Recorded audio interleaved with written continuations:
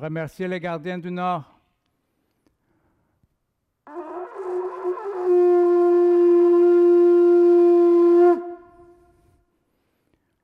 On remercie les gardiens de l'Ouest.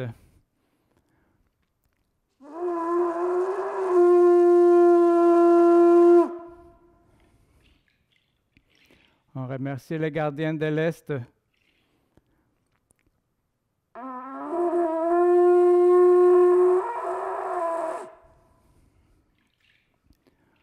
On remercie les gardiens du Sud.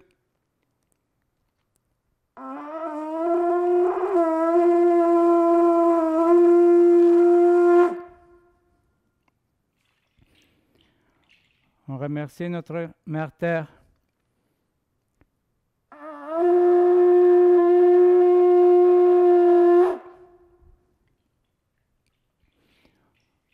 On remercie notre Soleil.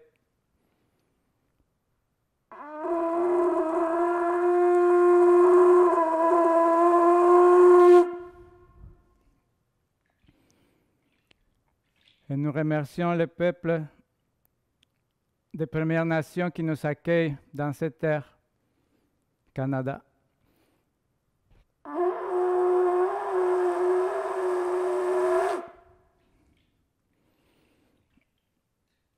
Nous t'offrons les sons du coquillage, les sons du tambour.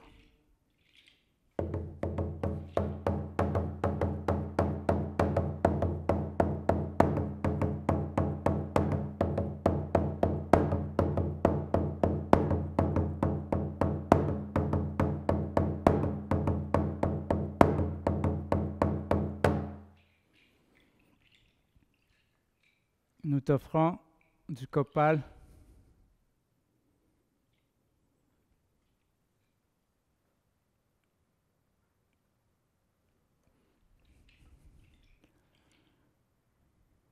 Et nous remercions les ancêtres.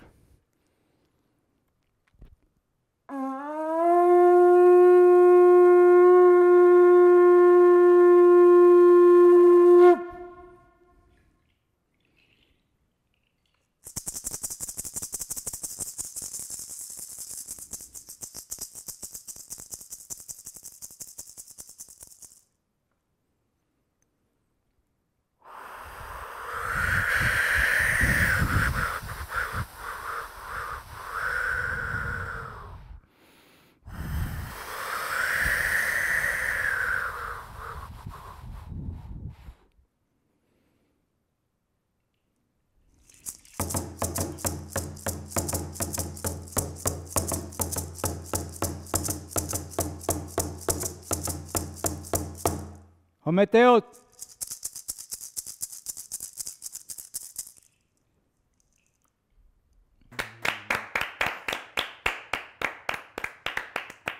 Merci Gabriel Garcia, qui est un artiste aztèque qu'on a le plaisir d'accueillir aujourd'hui à notre émission. Aujourd'hui, on a le plaisir d'accueillir un artiste originaire de Mexico. C'est Gabriel Garcia. Gabriel est d'origine aztèque. Les Aztèques sont un grand peuple autochtone du Mexique, tout comme les Mayas. Hola, Gabriel. Hola, Tina, ¿cómo estás? Muy bien. Et on a le plaisir d'accueillir un vrai gars du nord de l'Ontario, c'est Gilles Trahan. Gilles est originaire de Hearst. Il habite maintenant ici, dans la région de Hawkesbury, depuis l'an 2000. Il transmet son immense fierté franco-ontarienne comme enseignant au secondaire. Gilles est très actif dans la communauté. Et c'est grâce à son leadership qu'on a notre magnifique monument de la francophonie ici, au pied du pont, à Hawkesbury. Bonjour Gilles. Bonjour Tina. Gabriel, tu viens de nous présenter un rituel. Tu pourrais-tu nous expliquer ce que c'était? Oui, c'est ça. On appelle ça comme en français l'ouverture, si on peut dire ça, l'ouverture de la danse. Donc, à chaque fois qu'on fait un cercle de danse, il faut que nous, on demande, si on peut dire comme ça, la permission aux quatre éléments, aux esprits anciens qui sont parmi nous, parce que ça, dans la tradition aztèque, ça, on pense que finalement, il n'y a pas de mort. Donc, c'est ça. La mort, c'est juste comme une transition entre deux mondes, si on peut dire ça comme ça. Et, donc, on peut dire comme ça aussi dans les langues si on peut dire, occidentale, parce que parfois, il n'y avait pas de traduction, donc on approchait les plus proches qu'on pouvait faire, mettons, avec l'espagnol ou avec le français, l'anglais, tout ça. Donc, c'est ça, c'est comme une espèce de dualité, mais finalement, dans la langue autochtone, ce n'est pas une dualité, c'est que c'est la même chose. Mettons, naître et mourir, c'est exactement la même chose. Donc, c'est une chose, c'est une union. Donc, c'est pour ça qu'on pense que les anciens qui sont déjà partie de ce monde physique, ils sont parmi nous. Donc, on demande une permission aux éléments de la terre, à la nature, à tout ce qui nous entoure, parce qu'on est tous une seule création. Donc, on demande, ce rituel, c'est pour demander, mettons, la permission pour être en harmonie avant de la danse. Donc, c'est ça que ça veut dire, le fait les coquillages, les tambours et tout ça, on demande la permission à toutes les créations de la nature pour être là. Ici, dans l'Est ontarien comme ailleurs, on a la chance d'accueillir de plus en plus de familles qui viennent enrichir notre culture et qui font grandir notre grande famille franco-ontarienne. Puisqu'on veut bâtir ensemble un pont vers demain, on a demandé à des jeunes de la région de vous poser des questions en rapport à vos traditions. Voici une première question.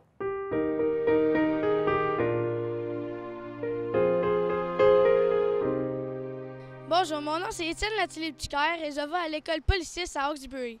Et j'aimerais vraiment ça que vous nous parlez d'une tradition pour les enfants.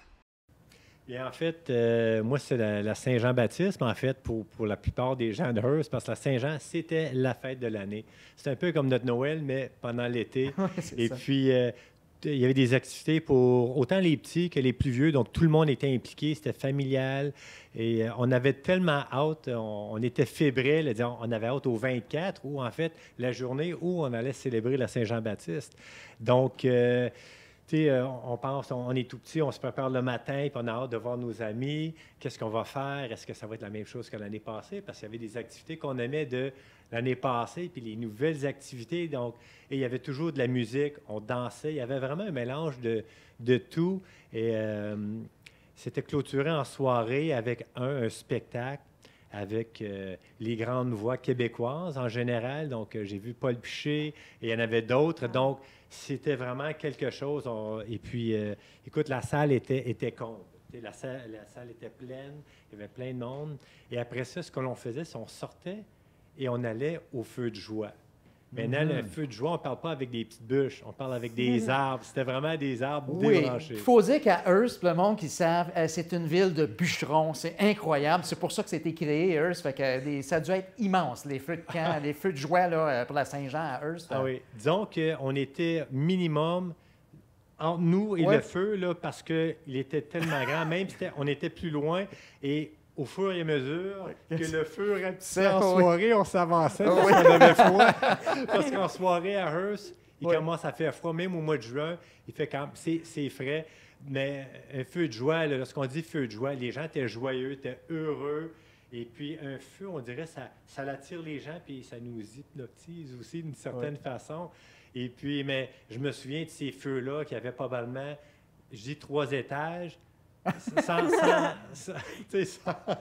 sans aucune exagération. Donc, on finissait bien la soirée avec le feu. Puis, à un moment donné, le feu était tout petit et les gens partaient, évidemment, plus que le feu était petit, moins qu'il y avait de personnes. Mais c'est ce que je me souviens de la Saint-Jean, de la communauté.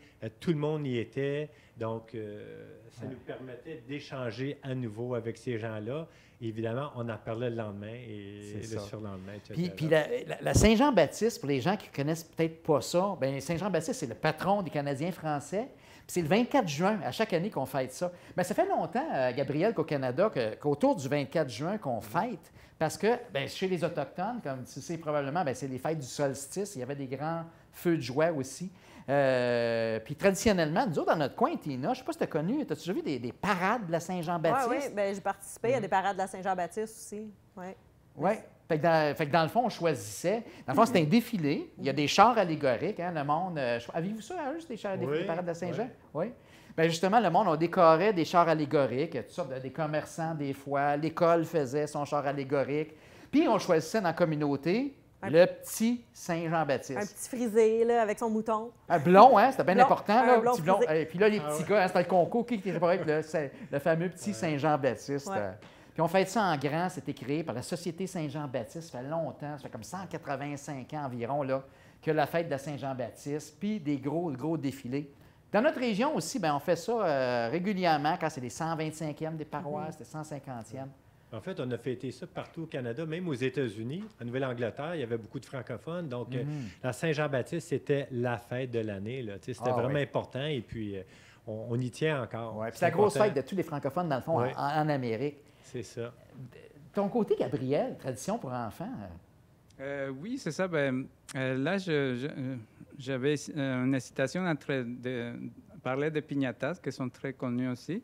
Donc, ça, c'est quelque chose que j'aurais pu parler de ça, mais je me suis penché plus pour la fête des morts.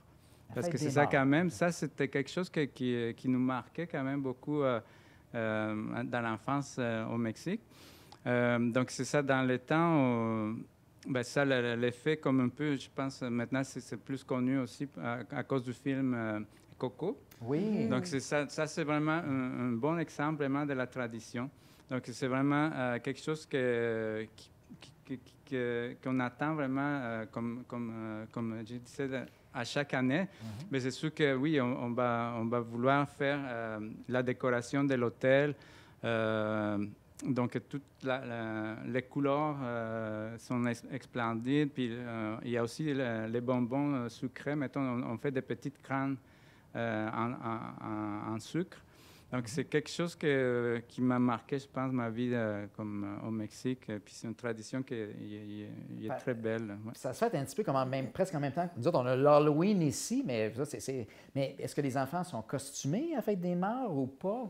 Comment ça fonctionne? C'est quoi qui vivent les enfants quand tu vis une fête des morts? Oui, c'est ça. Bien, c'est sûr qu'il y a, il y a toutes sortes de mélanges. Évidemment, on a eu toujours une influence très forte nord-américaine, vu on est voisins avec les États-Unis, évidemment. Donc, oui, c'est ça. Dans mon temps, moi, c'est sûr que, oui, il y avait déjà comme un certain, si on peut dire, échange culturel avec l'Halloween qui commençait à prendre de plus en plus de force aussi au Mexique. Donc, nous, on faisait comme une espèce de mélange aussi des deux traditions. Donc, c'est sûr que nous, on était costumés, mais on s'est costumés plus comme à la mexicaine aussi. Donc, on a gardé quand même beaucoup l'image de la mort mexicaine, donc le squelette mexicain. Un squelette, c'est ça, un fond noir. Oui, c'est ça. Puis on allait aussi cogner de porte en porte, demander.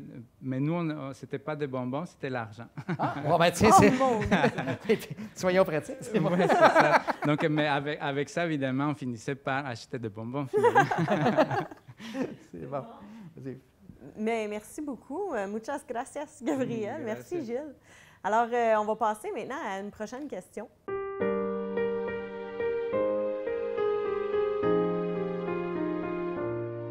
Bonjour, mon nom est Michael Fournier et je suis à l'école secondaire catholique régionale de Hawkesbury. J'aimerais connaître une ancienne tradition.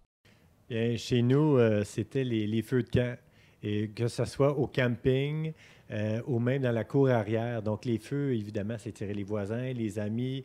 Et puis, on avait toujours, le compteur. Donc, ça pouvait être un oncle, un grand-père. Et puis, dépendant du temps de l'année, puis je vais parler peut-être un petit peu plus de la chasse-galerie, là, mais près du temps des fêtes, c'était vraiment important. Et puis, on parle du feu de camp à l'extérieur, mais on chauffait beaucoup avec un poêle à bois. Ben donc, oui, dans nos maisons. Le feu ben oui. était à l'intérieur. Donc, on était autour du feu avec notre chocolat chaud. Et puis, il y avait toujours mon oncle Daniel qui était bon à conter des histoires et évidemment exagérer juste un peu à peine. Mais la chasse-galerie, là, avec le canot. Donc, on parle de cette tradition-là de pagaeurs, les voyageurs, coureurs des bois, donc qui revenaient au temps des fêtes. Puis, on était attentifs. Puis chaque année, autant qu'on connaissait l'histoire, on voulait toujours la réentendre. Ouais. Donc, c'était pas la chasse-galerie, ça pouvait être les feux follets, les loups-garous, etc. Ah, ben, oui, puis les loups-garous, les gens qui ne savent pas ce que c'est comme un homme qui est à moitié, qui se transforme en loup, tout ça. C'est pas juste typiquement canadien-français, ça existe dans d'autres cultures, mais justement, c'est toutes des contes, des légendes, des histoires pour faire peur des fois aussi, hein? Oui, bien écoute, puis ma mère, elle venait bleue, elle dit là, les enfants vont avoir des cauchemars. Mais là, mon oncle, qui faisait par exprès, mais tu sais, c'était, puis on dirait, on voulait avoir peur. on en demandait plus. Donc, c'est une belle tradition, et puis là, tu sais, la mère qui dit, c'est le temps de rentrer, maintenant, on ne voulait pas, on voulait rester auprès du feu, puis d'entendre les histoires, donc... je le fais encore avec mes enfants, peut-être un peu moins, mais le feu de camp est quand même important. Ça rassemble tout le monde et puis il y a comme un réconfort dans ce feu-là. Puis je pense que ça peut se retrouver dans la plupart des cultures. Hey, de ton côté, Gabriel, tradition ancienne? Oui, c'est ça. Ben, encore une fois, c'est vraiment difficile à choisir, mais ça, j'aurais pu parler encore de la danse, mais bon, on va parler tantôt. Mais moi, je pense que vu que j'aime beaucoup manger, puis dans les traditions, j'imagine ici aussi au Québec, c'est toujours autour de la nourriture. Puis moi, j'adore manger, vraiment, je suis vraiment gourmand, puis découvrir. Je pense que c'est ça quelque chose qui nous ressemble beaucoup, les traditions et tout, c'est toujours autour de la table ou de la nourriture. Donc, c'est ça, j'aimerais ça parler un peu de traditions culinaire du Mexique qui vient encore une fois des origines aztèques, mettons, mettons pour beaucoup de personnes, c'est maintenant de plus en plus à la mode de manger des insectes, mais c'est ça, chez nous, les insectes, on les mangeait déjà depuis le temps des Autochtones, donc ça, je pourrais parler de ça, de la nourriture. Il y avait une autre chose aussi que je voulais partager, c'était la sauce piquante faite avec du chocolat. Ah, oui, c'est bon ça. T'as déjà mangé ça, Tina? Chocolat m'intéresse, piquant un peu moins. Oh, oui, non. Mais il y a du poulet avec cette sauce-là. Oui, aussi. exactement. Bon. Mais présentement, c'est du poulet, mais dans le temps, c'était soit du dindon ou d'autres viandes qui sont moins consommées maintenant. Mais c'est une sauce chocolatée avec toutes sortes de mélanges de piments et tout ça. Donc, c'est ça. C'est sûr que c'était plus piquant, j'imagine, avant. Mais une autre chose que c'est vraiment important de dire, c'est qu'avec l'arrivée, évidemment, des Européens, tous ces mets traditionnels autochtones, ils ont un peu eu la touche espagnole aussi. Donc, ça, maintenant aussi, les mollets s'est transformé un peu. On appelle ça mole.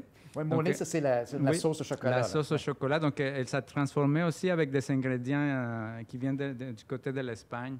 Donc, c'est toute une explosion d'épices et de saveurs dans une seule sauce, dans une seule mets. C'est à goûter. Je ne sais pas si ici, je pense que oui, dans la région, on peut quand même les trouver. Mais je ne veux pas faire comme l'annonce de la publicitaire, mais dans une épicerie très connue à Hansbury, on peut la trouver. Ah, Hansbury, c'est ça, donc, c'est exactement. Oui, exactement. Si vous fréquentez une épicerie, vous pouvez la trouver là. Puis il faut juste bien ouvrir les yeux aussi. Mais je ne veux pas faire non plus la publicité pour l'entreprise mexicaine qui la produit, mais elle est là, donc bien cachée, mais on peut la trouver. On peut la trouver. Bon, parfait. Donc, c'est une course au trésor, justement, vers ces trésors-là du Mexique. Bien, merci beaucoup encore pour ces belles traditions. Alors, on va passer à la prochaine question.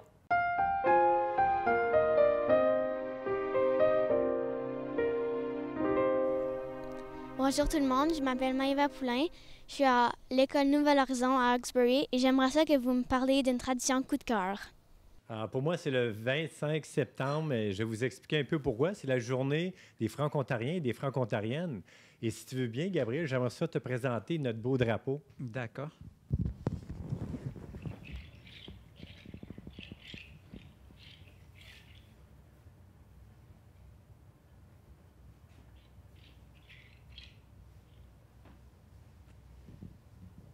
Donc, vous voyez le beau vert qui représente nos étés, ça pourrait même être nos forêts, et le blanc, nos hivers. Nous avons le lys qui représente la francophonie et le tri qui représente l'Ontario. Donc, c'est vraiment symbolique du peuple. Et puis, donc, chaque année, nous fêtons le 25 septembre dans les écoles, dans nos communautés. Et d'ailleurs, ça me rappelle beaucoup des beaux souvenirs. C'est le monument de la francophonie de Hawkesbury. Donc, on a pu ériger ici, pas loin, sur l'île du Chenail, en fait. Et puis, avec un comité de personnes dévouées à la francophonie. Et puis, pour nous, ce monument-là, ça représente l'avenir, le passé. On a souvent tendance à penser qu'un monument, c'est le passé, mais nous, ça représente le passé, le présent et l'avenir. Donc, c'est un rappel chaque jour de ce qui a été fait et ce que nous faisons aujourd'hui et ce que nous devons faire. Donc, pour nous, notre monument, nous avons un lys en plein milieu qui représente la francophonie et nous avons 2 mains ouvertes qui représentent l'ouverture envers toutes les cultures, en fait, qui partagent le français et tous ceux qui veulent le partager avec nous, entre autres. Donc, c'est inclusif et puis je trouve que c'est un monument qui est réel, qui est actuel, en fait. Et, puis ce qui est beau aussi de la Journée des Franco-Ontariennes, Gabriel, on a des chansons qui nous rassemblent. Hein? Mon beau drapeau qu'on chante spécifiquement le 25 septembre, là, ça c'est de Jean-Pierre Perrault puis de Briand Saint-Pierre qu'on connaît bien. Puis il y a l'hymne officiel des Franco-Ontariennes, des Franco-Ontariens, c'est Notre place. Ça parle aujourd'hui pour demain, hein? C'est vraiment... De Paul Demers, d'ailleurs. Oui, de Paul Demers. C'est une musique de François Dubé. Puis, dans le fond, dans la chanson, ça dit que tu viennes de La Fontaine ou de North Bay. Bien, ça peut être aussi que tu viennes du Cameroun ou de Mexico. On fait tous partie de la grande famille franco-ontarienne. Oui, puis c'est notre hymne, hein? C'est rendu notre hymne. Là. Bien, gros merci. Merci. Gabriel, toi, tradition coup de cœur... oui, c'est ça. Comme je disais tantôt, c'est sûr que c'est difficile toujours de choisir, de faire des choix pour moi. Mais bon, en tout cas, moi, je voulais présenter des instruments qu'on utilise dans la tradition aztèque pour faire la musique, comme je disais tantôt. Donc ça, mon coup de cœur, vraiment, c'est les coquillages. Donc un acopili qu'on appelle en langue autochtone. Donc, c'est comme vous avez vu dans l'introduction de la danse, ça, on fait un appel aux esprits. Donc, c'est vraiment quelque chose qui va me chercher vraiment. C'est un son fort, profond. Je ne sais pas, depuis que j'ai des souvenirs, c'est quelque chose qui m'a toujours attiré.